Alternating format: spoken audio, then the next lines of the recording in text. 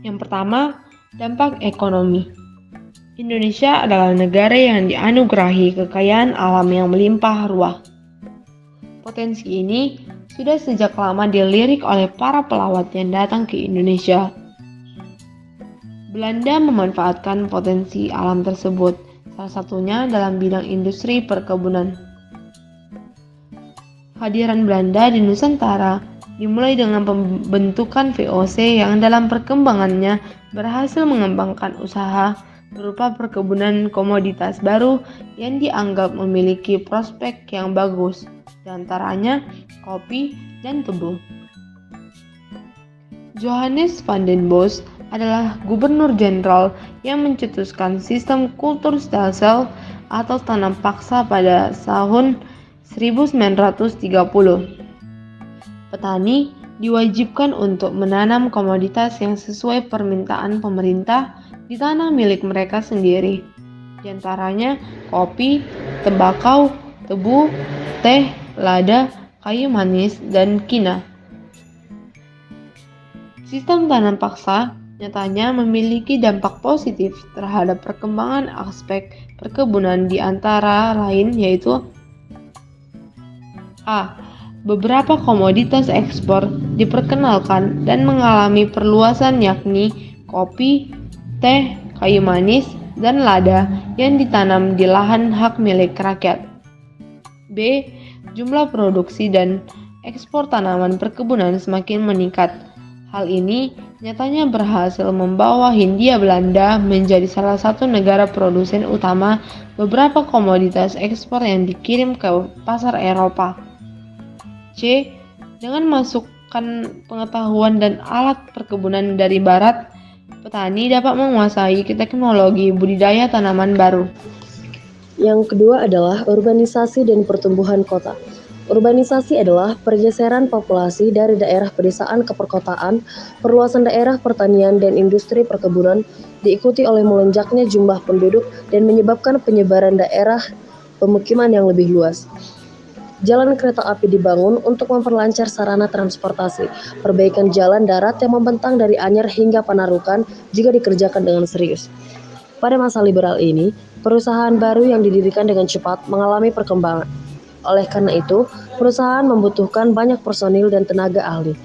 Dengan demikian, dapat dibayangkan bahwa jumlah orang-orang Eropa di tanah India meningkat dengan tajam.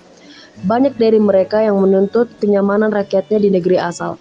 Melihat kondisi seperti ini, untuk menciptakan kondisi yang lebih baik dan nyaman, pemerintah Belanda membangun sekolah-sekolah, perumahan, dan pelayanan kesehatan khusus.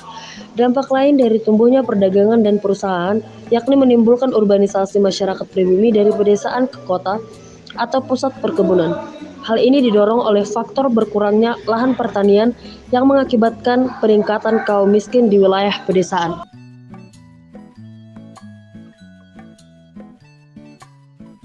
Tiga, dampak sosial dan budaya. Adapun beberapa penyebab tertinggalnya Indonesia dari cakupan ilmu pengetahuan, yakni keterbatasan jumlah orang pribumi yang mendapat pendidikan, rakyat Indonesia jarang terlibat langsung dalam perkembangan iptek, minimnya industrialisasi, kurangnya inovasi yang berarti dalam masyarakat Indonesia sendiri.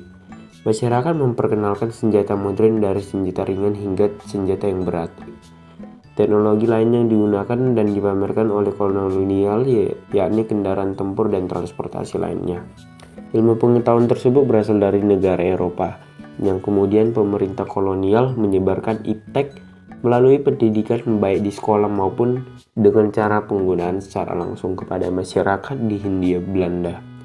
Dalam sistem pertanian yaitu limbah peternakan untuk pupuk atau kompos dan sistem irigasi. Dan bidang komunikasi dimulai dengan radio, televisi, dan telepon. Yang berikutnya atau yang keempat yaitu ada dampak kesehatan dan higienitas. Pemerintah kolonial mengeluarkan kebijakan dalam bidang kesehatan dan higienitas. Awalnya pelayanan kesehatan kolonial pada awal abad ke-20 memang sangat diskriminatif. Hal ini dikarenakan hanya sebagian kecil dari rakyat atau masyarakat pribumi yang bisa merasakan atau mendapatkan akses pelayanan kesehatan ini.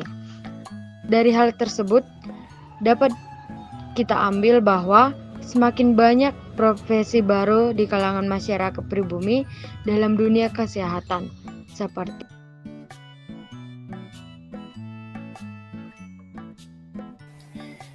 Mobilitas sosial atau perpindahan penduduk dari satu daerah ke daerah lainnya berjalan sangat cepat. Terdapat beberapa hal yang membuat percepatan mobilitas sosial terjadi di Indonesia, yakni pembangunan sarana dan jaringan infrastruktur transportasi di antaranya jalan kereta api, jalan raya, sarana dan prasarana pelabuhan, bertujuan untuk menunjang kegiatan pengangkutan barang serta tenaga kerja berperkebunan dari satu tempat ke tempat yang lain.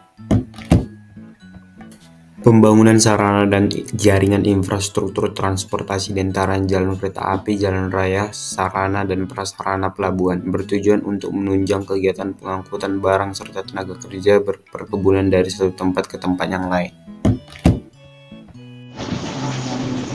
Yang kedelapan itu munculnya sentimen rasial. Rasisme atau rasialisme merupakan suatu paham yang merasa bahwa ras diri sendiri merupakan ras yang paling tinggi dan lebih baik daripada ras lainnya. Rasisme ini biasanya dikaitkan dengan paham diskriminasi suku, agama, ras, adat, golongan, atau ciri-ciri fisik lainnya pada seseorang. Begitu juga pada saat kolonialisme ada di Indonesia. Belanda menerapkan aturan-aturan yang cenderung rasis dan menguntungkan golongannya saja. Pemerintah Hindia Belanda membagi penduduk menjadi 3 golongan. Yang pertama, golongan Eropa sebagai golongan pertama atau yang tertinggi. Yang kedua, golongan timur asing yang terdiri dari Cina, Arab, India, dan lainnya sebagai kelas kedua. Yang terakhir atau yang ketiga yaitu golongan pribumi sebagai kelas ketiga atau golongan terendah.